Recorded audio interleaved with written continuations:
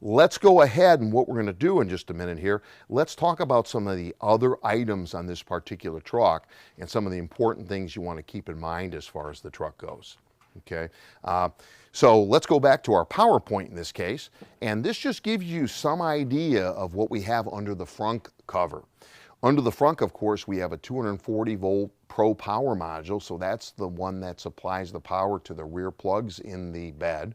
We've got the onboard charger, and then we have actually the 120 Pro power module, so that's the one that supplies power to the 120 volt. And then we have the inverter, which is below basically the onboard charger. Now, I want to make sure you keep in mind, if you look at the charge connector on here, the connector gives you both level 1, level 2, and DC to DC fast charging.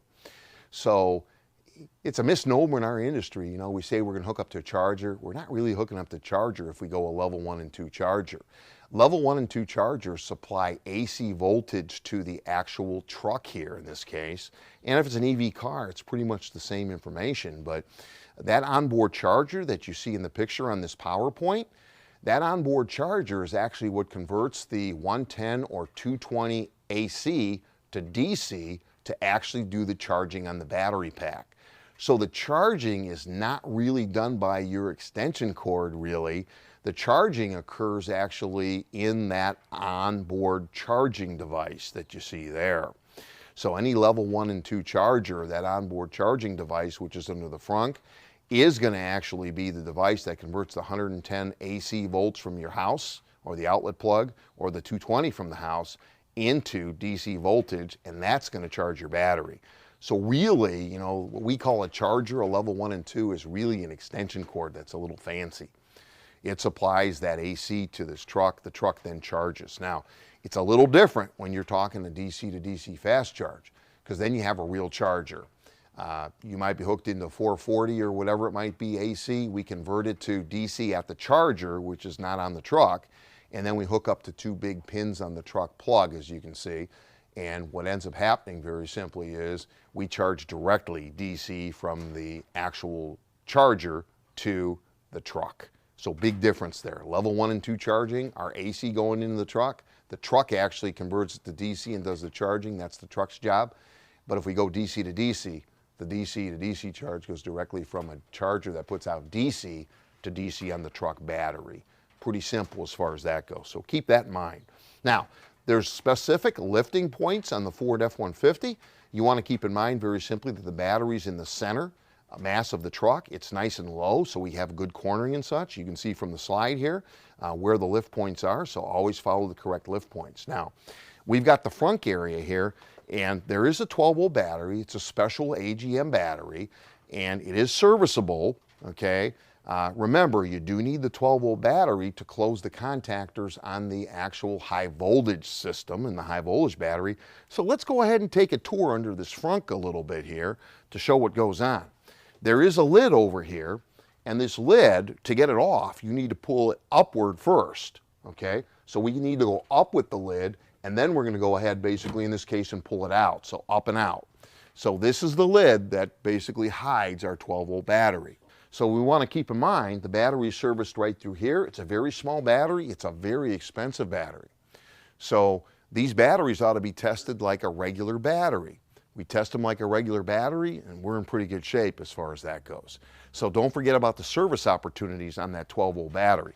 It's a pretty expensive battery, and you don't want a customer to have to brake on the road because maybe the town that they broke in won't have one. So always go ahead and be very conscientious about checking the 12-volt battery on the Lightning to ensure that the battery's in good shape. If you show the battery starting to fail, you need to go ahead and discuss with the customer on replacing it now instead of trying to replace it on the road, which may be a 2-day or 3-day ordeal for them. If they're in a small town somewhere, yeah, they might have a charging port for the high voltage battery, but the 12-volt battery won't be sufficient. Now remember, if you need to, you can put a 12-volt jump pack on that battery or jumper cables and do it correctly. I wouldn't use jumper cables. I think I'd use a jump pack that's fused and protected and work it from there. So you can see from the PowerPoint presentation, there's a little door back there. You can see it on the truck here very simply.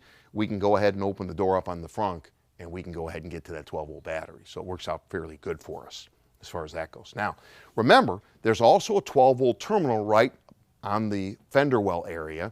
The 12-volt battery is hooked to that particular terminal, but to get to that terminal on the fender area, you need to go ahead and pull the plastic unit right off of here.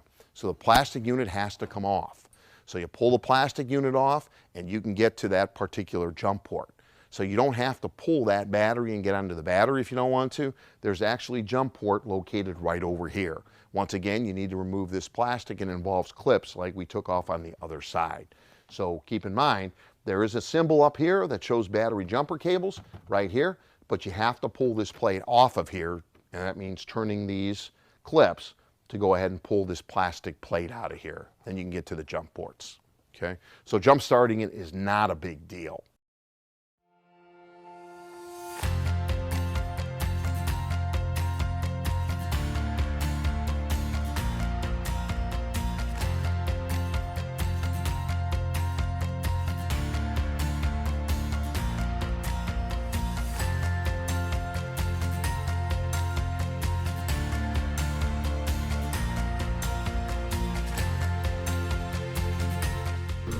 It's a good learning experience. The instructors are top notch, so I like it and enjoyed it. All of the instructors are well taught and doing a great job instructing.